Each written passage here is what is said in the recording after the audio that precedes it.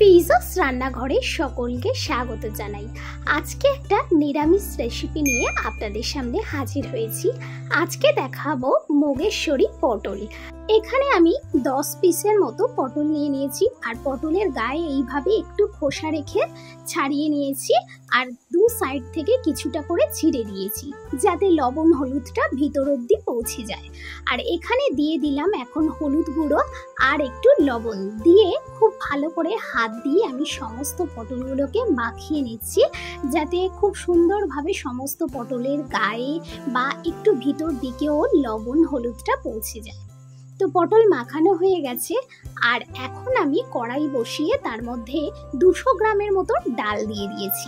এখানে আমি মুগ ডাল নিয়েছি, মুগ ডালটা শুকনো খোলায় ভেজে নিয়েছি আর একটু লালচে ভাব হয়ে গেছে। এখন আমি ডালটাকে নামিয়ে নিচ্ছি একটা বাটির মধ্যে।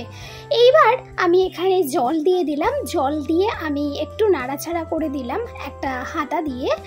ডালটাকে আমি এখানে 15 মিনিটের জন্য ভিজতে দিলাম।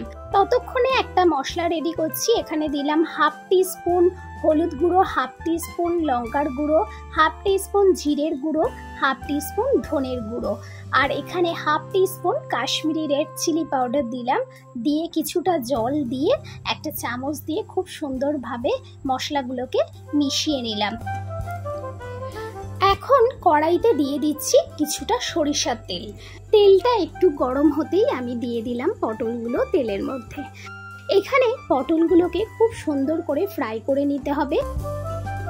মোটামুটি 60-70% মতো এখানে ফ্রাই করে নেব পটলগুলোকে। তো পটলগুলো মোটামুটি ভাজা হয়ে গেছে। এখন আমি একটা ছান্তা দিয়ে সমস্ত পটলকে তুলে নিচ্ছি একটা পাত্রের মধ্যে। পটলগুলোকে তোলা হয়ে গেল। এবারে একই তেলের মধ্যে আমি এখানে অ্যাড করছি কিছু গরম মশলা, মানে গোটা গরম মশলা, 2 তেজপাতা, 2 দারচিনি, 4টে এলাচ, 4টে লবঙ্গ দিয়ে একটু নাড়াচাড়া করলাম। করার পর যখন খুব সুন্দর একটা গন্ধ আসছে তখন আমি এখানে দিয়ে দিলাম 2 শুকনো লঙ্কা। এইবারে দিয়ে দেব একটু হিং। হিংটা দিলে এই ডালের স্বাদটা কিন্তু আরও সুন্দর হয়। আর এখানে দিয়ে দিলাম 1/2 টিস্পুনের মতো আদা বাটা। আপনারা চাইলে এখানে আদাকে গ্রেট করেও দিতে পারেন, আমি এখানে আদা বাটা দিয়েছি। আর যে মশলাটা রেডি করে রেখেছিলাম এখন সেই মশলাটাকে একটুখানি ফেটিয়ে নিয়ে দিয়ে দিলাম। এবারে মশলাটাকে খুব ভালো করে কষিয়ে নিতে হবে। আমি 1-1.5 মিনিটের মতো মশলাটাকে খুব ভালো করে কষিয়ে নিয়েছি। আর এখন আমি দিয়ে দিচ্ছি ভিজিয়ে রাখা ডালটা।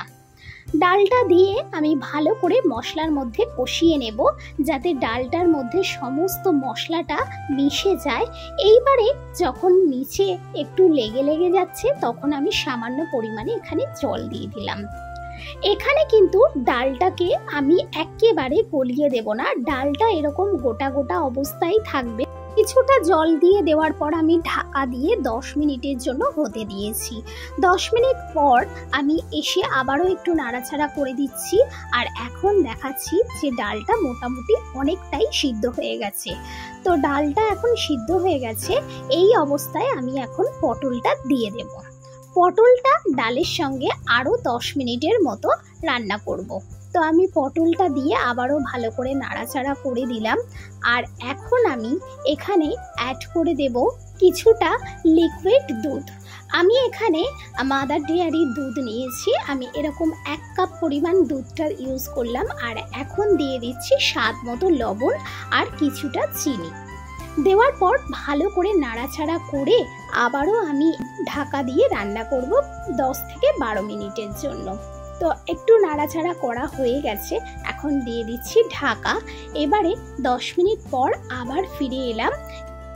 যে দুধটা এখানে অ্যাড করেছিলাম সেটা মোটামুটি অনেকটাই শুকিয়ে গেছে আর এখন ডালটা প্রায় হয়ে এসেছে। আর নিরামিষ জিনিস নামাবার আগে অবশ্যই কিন্তু দিতে হবে গরম মশলা আর সাথে ঘি।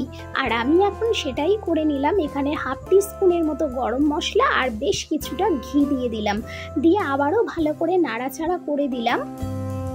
আর পটল যারা খান না তারা একবার হলেও পটলকে এইভাবে রান্না করে দেখতে পারেন। আশা করছি আপনাদের ভীষণই পছন্দ হবে।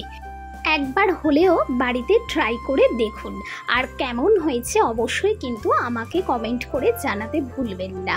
আর যারা এখনো পর্যন্ত আমার চ্যানেলকে সাবস্ক্রাইব করেননি তারা চ্যানেলকে সাবস্ক্রাইব করে পাশে থাকা বেল আইকনটি প্রেস করবেন, যাতে নোটিফিকেশনটি সবার প্রথমে আপনার মোবাইলে পৌঁছে যায়।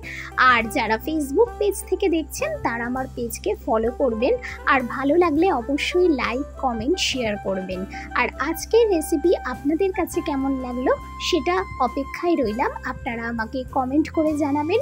তো সবাই ভালো থাকবেন, সুস্থ থাকবেন আর আমার পাশে থাকবেন।